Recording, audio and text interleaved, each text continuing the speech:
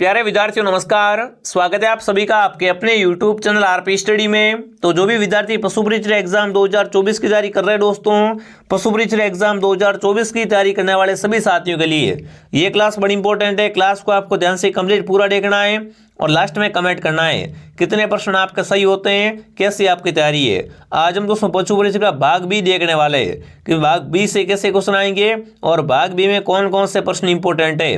दोस्तों exam hall में जाने से पहले आप इस क्लास को एक बार देख के जाना, इसमें से काफ़ी सारे क्वेश्चन आपको सीधे मिलेंगे। तो चलिए विद्यार्थियों क्लास का शुभारंभ करते हैं। क्लास का पहला ही क्वेश्चन आपके सामने, वर्मी कंपोस्ट खाद बनाने के लिए केचुए की कौन सी जातियां काम में लेते हैं। देखो वर्मी कंपोस्ट खाद है ना, वो कौन बनाता है, केचुआ बनाता है। अब बताना है वर्मी कंपोस्ट बनाने के लिए केचुए की कौन सी जातियां काम में ली जाती है। एपेजिक, इंडोजिक, डायोजिक या उपयुक्त सभी। तो देखो वर्मी कंपोस्ट खाद बनाने के लिए केचुए के दोस्तों कौन सी जाति काम में लेते हैं, एपेजिक। जो भी ऑप्शन ए कमेंट कर रहा है ऑप्शन ए आपका राइट है। बिल्कुल अगर आप साथ में कमेंट करो तो आप खुद को मालूम पड़ जाएगा कि आपकी तैयारी कैसी है, भाग बी से कितने प्रश्न आपके सही होते हैं। तो यहाँ पर दोस्तों ऑप्शन ए आपका राइट है। अगला सवाल आपके सामने पूछा दोस्तों, गाय भैंस के पेट को साफ करने के लिए मैगसल्फ की कितनी मात्रा काम में लेते हैं। दोस्तों गाय और भैंस के पेट को साफ करने के लिए दोस्तों मैगसल्फ की कितनी मात्रा काम में लेते हैं। 25 से 125 ग्राम, 150 से 200 ग्राम, 250 से 400 ग्राम या 500 ग्राम। तो गाय और भैंस के पेट को साफ करने के लिए दोस्तों मैगसल्फ की कितनी मात्रा, बिल्कुल 250 से 400 ग्राम काम में लेते हैं। जो भी विद्यार्थी ऑप्शन सी कमेंट कर रहा है इससे क्या होता है, गाय और भैंस का पेट साफ होता है। ठीक है, ध्यान रखना सी ऑप्शन आपका सही रहेगा। अगला सवाल आपसे पूछा है, बकरी की न्यूनतम संख्या वाला जिला है, मतलब सबसे कम बकरियां कहाँ पर है। अगर अधिक पूछे ना, राजस्थान में सर्वाधिक बकरियां है वो कहाँ पर है, बाड़मेर में। पर पूछा न्यूनतम मतलब सबसे कम बकरियां कहाँ पर है, प्रतापगढ़ में, बाड़मेर में, धौलपुर में या बांसवाड़ा में। फटाफट कमेंट करें। तो न्यूनतम बकरियों वाला जिला आपका कौन सा है, धौलपुर जिला। सबसे कम बकरियां धौलपुर में है और सबसे अधिक बाड़मेर में है।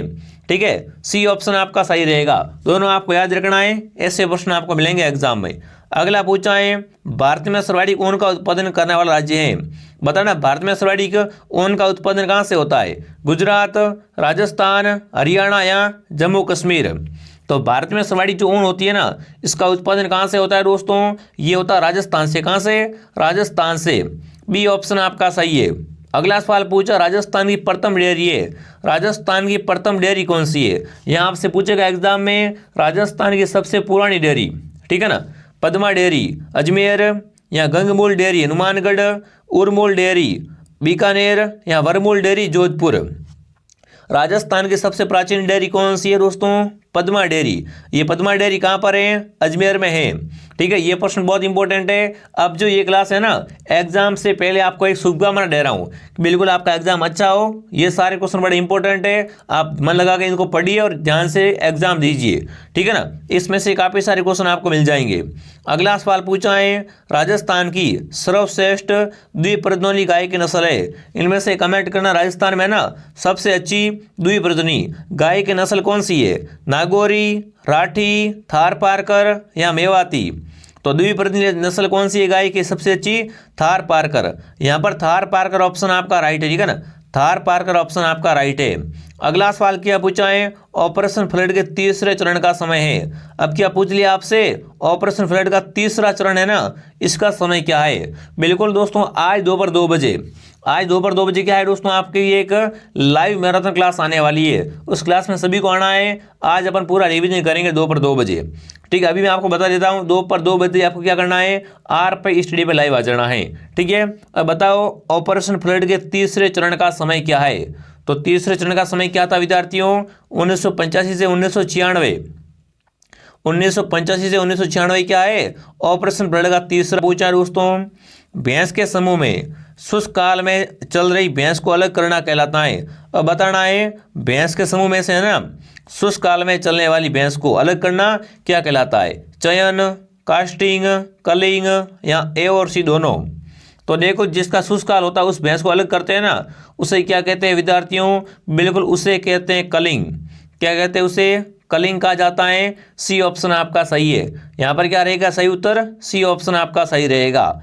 अगला प्रश्न आपके सामने दोस्तों, क्या पूछा है दोस्तों, मुर्गियों की पाचन शक्ति ठीक करने के लिए मार्बल के छोटे टुकड़े खिलाए कहलाता है। अब देखो मुर्गियों में है ना पाचन शक्ति को मजबूत या इसको सही करने के लिए मार्बल के छोटे छोटे टुकड़े खिलाना कहलाता है। राशन, कैपेन, ग्रीट या पिंकिंग। मुर्गी क्या होती है, पाचन शक्ति अगर सही नहीं होती है, खराब हो जाती है, तो उसको ठीक करने के लिए क्या करते हैं, मार्बल के छोटे टुकड़े खिलाते हैं। तो उसे क्या कहते हैं, उसे कहते हैं ग्रिट। क्या कहते हैं उसे दोस्तों, ग्रिट कहा जाता है। अगला पूछा है शेयरिंग का संबंध है। शेयरिंग का संबंध किससे है, भेड़ से, बकरी से, ऊन काटने से या ए और सी दोनों से। तो शेयरिंग का संबंध किससे है विद्यार्थियों, भेड़ से है और भेड़ की ऊन काटने से है। ऑप्शन नंबर डी आपका राइट है। यहाँ पर डी में क्या है, ए और सी है, मतलब शेयरिंग का संबंध किससे है, भेड़ और ऊन काटने से। ठीक है, डी ऑप्शन आपका सही है। अगला प्रश्न क्या पूछा है, एक ग्रंथि स्टेशन में कितना दूध संग्रहित हो सकता है। फटाफट कमेंट करना है, एक ग्रंथि स्टेशन में है ना कितना दूध संग्रहित हो सकता है। 200 से 300 ml, 400 ml, 500 से 600 ml या 400 से 500 ml। तो इस ग्रंथि में दोस्तों कितना दूध संग्रहित होता है, ये होता है 500 से 600 ml। ऑप्शन सी आपका राइट है। अगला प्रश्न क्या पूछा दोस्तों, गाय भैंस में अस्थायी कर्तन दांतों का तीसरा जोड़ा किस उम्र में निकलता है। बताओ भाई, गाय और भैंस में दोस्तों है ना अस्थायी कर्तन दांतों का तीसरा जोड़ा होता है, वो किस उम्र में निकलता है। 1 माह में, 3 महीनों में, 3 सप्ताह में या 1 वर्ष में। गाय और भैंस में अस्थायी कर्तन दांतों का जो तीसरा जोड़ा होता है वो कब निकलता है विद्यार्थियों, ये जोड़ा आपका निकलता है, बिल्कुल आपका सही उत्तर आ रहा है। कब बताओ फटाफट, बिल्कुल 3 सप्ताह में। ऑप्शन सी आपका राइट है। अगला पूछना है दोस्तों, सींगों द्वारा आयु निर्धारित का सूत्र है। सींगों से आयु ज्ञात करना, सूत्र कौन सा है दोस्तों, फटाफट कमेंट करेंगे। सींगों के द्वारा आयु का निर्धारण करना, सूत्र कौन सा है इसका, देखिए 2 सींगों पर छल्लों की संख्या, 2 प्लस सींगों की संख्या, 2 प्लस सींगों और छल्लों की संख्या, या बी और सी दोनों। तो देखो सींगों के द्वारा आयु निर्धारण करने का सूत्र क्या है विद्यार्थियों, ये सूत्र आपका कौन सा है, ये 2 प्लस सींगों पर छल्लों की संख्या। 2 प्लस सींगों पर छल्लों की संख्या से क्या होती है दोस्तों, सींगों के द्वारा बिल्कुल आयु का निर्धारण किया जाता है। तो सी ऑप्शन आपका सही है। अगला प्रश्न क्या पूछा दोस्तों, बैल को भारी कार्य कराने के लिए दाना दिया जाता है। बताओ बैल से अगर क्या कराना है, भारी कार्य करवाना है, तो उसको कितना दाना देना चाहिए। तो उसको दोस्तों कितना दाना देते हैं, उसको देते हैं 3 से 4 किलो दाना। ठीक है ना, बैल को भारी कार्य कराने के लिए 3 से 4 किलो दाना दिया जाता है। चलिए आगे बढ़ते हैं। लूम क्या है, फटाफट कमेंट करेंगे। लूम क्या होती है विद्यार्थियों, खिचड़ी की सूखी पत्तियों का चारा या जड़बेरी की सूखी पत्तियों का चारा, प्रोसोपिस सिनेरिया की सूखी पत्तियों का चारा, या ए और सी दोनों। अब देखो बच्चे हो जाएंगे कंफ्यूज। लूम क्या होती है विद्यार्थियों, खिचड़ी की पत्तियां होती है उसको सुखाते हैं, फिर उसका चारा होता है, उसे क्या कहते हैं, लूम कहते हैं। ठीक है, तो यहाँ पर कौन सा सही है विद्यार्थियों, ए और सी सही है।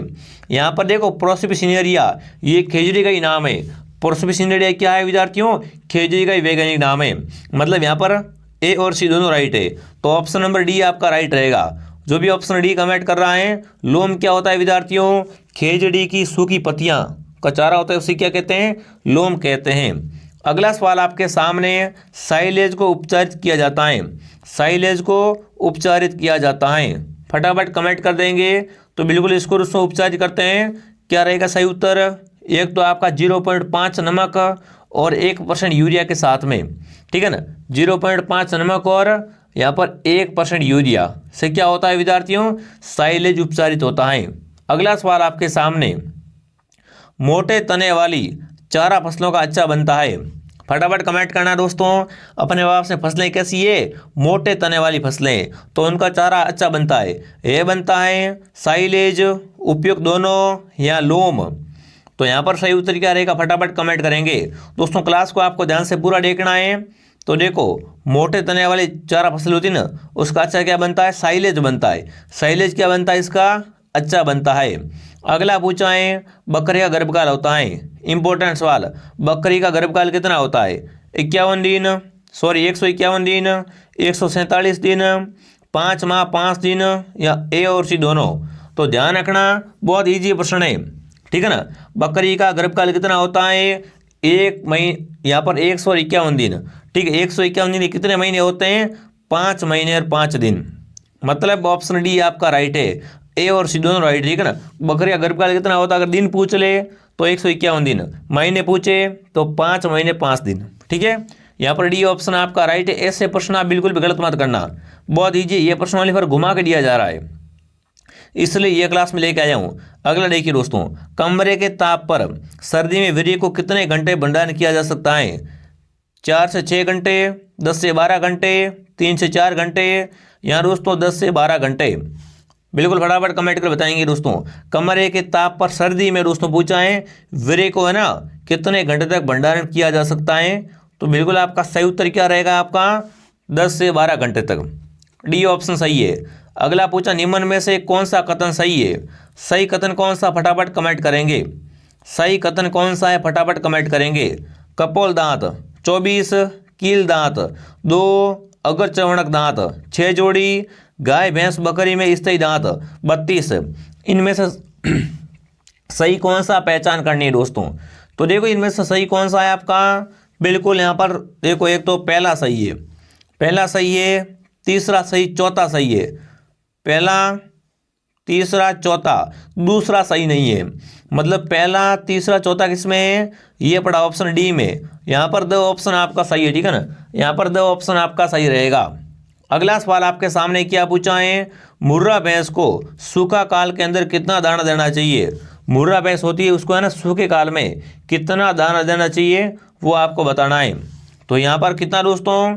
0.5 से 1 kg के बीच में इनको है ना सूखे काल में दाना देना चाहिए। अगला प्रश्न क्या पूछा दोस्तों आपसे, देखते हैं। गाय की मेवाती नस्ल का एक ब्यात में औसत दूध होता है? ऐसा प्रश्न पक्का आएगा, चाहे गाय कौन सी हो, मालवी हो, थार पारकर, राठी हो, कोई भी हो। प्रश्न आएगा कि गाय की मेवाती नस्ल में एक ब्यात में कितना दूध होता है, वो आपको बताना है। तो एक ब्यात में 1200 से 1600 लीटर, 1200 से दोस्तों मेवाती में 1600 लीटर क्या होता है?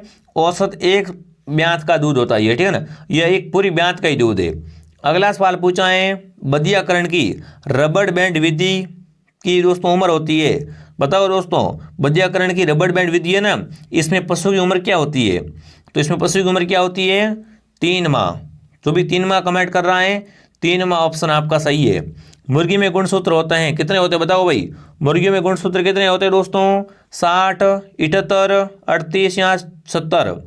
मुर्गियों में गुणसूत्र होते हैं वो दोस्तों आपके होते हैं 78, 78 गुणसूत्र किसमें? मुर्गी में। लड़ाई और मनोरंजन के लिए मुर्गी की नस्ल कौन सी प्रसिद्ध है दोस्तों?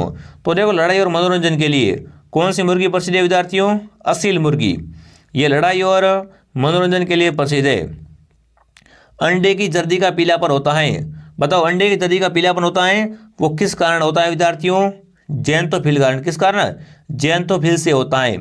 अगला प्रश्न पूछा है, मुर्गी की सर्वाधिक संख्या वाला राज्य है? सर्वाधिक मुर्गियाँ कहाँ पर है? आंध्र प्रदेश, तेलंगाना, उत्तर प्रदेश या हरियाणा? तो सर्वाधिक मुर्गियाँ कहाँ पर हैं? तेलंगाना में, ठीक है। तेलंगाना ऑप्शन आपका सही है। आगे बढ़ते दोस्तों, अगला सवाल क्या पूछा है? अगला प्रश्न पूछा है, बम्बल फुट रोग का कारण है? बम्बल फुट रोग का कारण क्या है दोस्तों? फटाफट कमेंट करेंगे। वायरस, जीवाणु, प्रोटोजोआ या ए और बी दोनों? तो बम्बल फुट रोग का कारण है जीवाणु। जीवाणु ऑप्शन आपका सही है, ठीक है।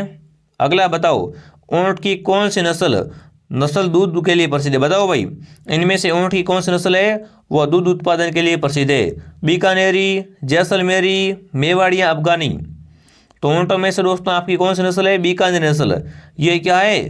ऊँट देने के लिए, बिल्कुल ऊँट में दूध देने के लिए प्रसिद्ध है, ठीक है ना। ऊँटों में दोस्तों ध्यान रखना, ऊँट की कौन सी नस्ल दूध देने के लिए प्रसिद्ध है? तो वह बीकानेरी। अगला सवाल आपके सामने, अति उग्र का उदाहरण है? अति उग्र का उदाहरण क्या है? गलगोटू, भेड़ों में एंथ्रेक्स, एफएमडी या लंगड़ा बुखार? जिसने भी दोस्तों क्लास को लाइक नहीं किया, क्लास को लाइक करे और सब्सक्राइब करे, ठीक है ना। लाइक और सब्सक्राइब कर लेना और कमेंट करना है अति उग्र का उदाहरण कौन सा है। तो कौन सा हो जाएगा यहाँ पर आपका? बिल्कुल भेड़ों में एंथ्रेक्स, बी ऑप्शन सही है। अगला, आपरा का उपचार है? आपरा का उपचार क्या है, ठीक है ना, ट्रकर कैनला, चाइसा डोसो, तारपिन का तेल या उपरोक्त सभी। अगर पशु में आफरा आ जाए तो यहाँ पर क्या है दोस्तों, आपका ध्यान रखना पशु में आफरे का उपचार क्या होता है। तो देखो यहाँ पर कैनला भी होता है, चाइना 200 भी होता है और तारपिन तेल भी होता है। उपरोक्त डी आपका राइट है। अगला पूछा है जीवाणु रोधक का उदाहरण है, इनमें से जीवाणु रोधक का उदाहरण कौन सा है, बोरिक अम्ल, फिनाल, लाइसोल या बी और सी दोनों। जीवाणु रोधी का दोस्तों उदाहरण कौन सा है, जीवाणु रोधी का उदाहरण है वो आपका हो जाएगा कौन सा, बोरिक अम्ल। ऑप्शन ए आपका सही है। घाव धोने के लिए फिनाइल का घोल होना चाहिए। फटाफट कमेंट करें दोस्तों, घाव को धोने के लिए फिनाइल का कितना घोल होना चाहिए, तो 1%। कितना, 1%। अगला पूछा दोस्तों, गर्भाशय धोने हेतु फिटकरिया घोल होता है। गर्भाशय धोने के लिए फिटकरिया कितना घोल होता है वो आपको बताना है। तो गर्भाशय धोने के लिए फिटकरी का 2 से 5%, कितना, 2 से 5% घोल होता है। अगला पूछा है विश्व की सर्वाधिक दूध देने वाली भैंस है, भदावरी, HF, मुर्रा या जाफराबादी। पूरे विश्व की पूछा है, विश्व की सबसे अधिक दूध देने वाली भैंस की नस्ल कौन सी है, तो मुर्रा ऑप्शन आपका राइट है। अगला पूछा है मैसाना क्रॉस है, मैसाना किसका क्रॉस है, बताओ भाई, मैसाना किसका क्रॉस है, तो ये दोस्तों मुर्रा और सुरती का क्रॉस है। मैसाना क्या है, मुर्रा और सुरती का क्रॉस है, ठीक है ना, भूलना मत, बहुत ही अच्छे से क्वेश्चन है विद्यार्थियों, ठीक है ना। अगला प्रश्न क्या पूछा है, मैसाना नस्ल का दूध उत्पादन होता है, कितना होता है बताओ भाई, मैसाना नस्ल का दूध का उत्पादन कितना होता है, एक ब्यात में कितना होता है दोस्तों, 1200 से 1700 लीटर। डी सही है। गाय में गुणसूत्र होते हैं 54, 78, 60 या 50। गाय में कितने गुणसूत्र होते हैं, तो गाय में गुणसूत्र होते हैं 60, गाय में 60 गुणसूत्र होते हैं। अगला बताओ, गलघोटू रोग की रोकथाम में है ना HF इंजेक्शन कितने माह में लगाना चाहिए, बताओ किस माह में लगाना चाहिए ना। गलघोटू रोग की दोस्तों रोकथाम के लिए HF इंजेक्शन है, ये कौन से माह में लगाना चाहिए, जनवरी फरवरी, जून दिसंबर, मई जून या जून जुलाई। तो ये दोस्तों लगाया जाता है मई और जून में, ठीक है ना। अगला बताओ दोस्तों क्या पूछा है, ढीली त्वचा के कारण लोला उपनाम से गाय की कौन सी नस्ल प्रसिद्ध है। लोला है ना, लोला, ये किस नस्ल को कहते हैं, गिर, राठी, साहिवाल या थार पारकर। तो लोला के नाम से प्रसिद्ध है साहिवाल, साहिवाल को लोला भी कहा जाता है। बहुत अच्छा प्रश्न है, ध्यान रखना। जो भी ऑप्शन सी कमेंट कर रहा है, सी ऑप्शन आपका सही रहेगा। अगला सवाल दोस्तों पूछा है, अर्धचंद्राकार सींग किस गाय के नस्ल की विशेषताएं, कैसे सींग है, अर्धचंद्राकार सींग किसके होते हैं, साहिवाल के, हरियाणवी, गिर या राठी। तो अर्धचंद्राकार सींग होते हैं वो दोस्तों होते हैं गिर के। जो भी गिर कमेंट कर रहा है, गिर ऑप्शन आपका सही है, ठीक है। अगला पूछा, निम्न में से गोवंश की कौन सी नस्ल शक्ति व श्रम के लिए प्रसिद्ध है, साहिवाल, रेड सिंधी, जर्सी या नागौरी। तो देखो श्रम के लिए यानी कृषि कार्य के लिए नागौरी बैल उपयुक्त होते हैं, ऑप्शन डी आपका राइट है। अगला पूछा है दोस्तों, पीठ पर हल्का बोझ किस नस्ल की विशेषताएं। पीठ पर दोस्तों हल्का सा झोल होता है ना, पीठ पर हल्का झोल किस नस्ल की विशेषताएं, सुरती, बिट्टल, सिरोही या जकराना। तो पीठ पर हल्का झोल होता है विद्यार्थी, वो होता है सिरोही में, सिरोही नस्ल में, ठीक है ना, सी सही है। अगला पूछा है, कारपेट ऊन तैयार की जाती है, देखिए नीलोर से, मारवाड़ी से, जैसलमेर से या चोकला से। कारपेट ऊन किससे तैयार की जाती है विद्यार्थियों, तो ये चोकला से, किससे, चोकला से तैयार होती है। डी ऑप्शन आपका राइट है। जो भी डी कमेंट कर रहा बहुत बढ़िया। तो मैंने आपको दोस्तों भाग बी के इंपॉर्टेंट क्वेश्चन करवा दिए हैं। आज शाम को 2 बजे दोपहर क्या आएगी आपकी एक बिल्कुल मैराथन क्लास आएगी, उसमें आपको आना है। अभी से आपको न्योता दे रहा हूँ, टेलीग्राम ज्वाइन कर लो विद्यार्थियों। क्लास को लाइक करो, शेयर करो, सब्सक्राइब करो, ठीक है, और कमेंट करना ये क्लास कैसे लगी। जय हिंद, जय भारत।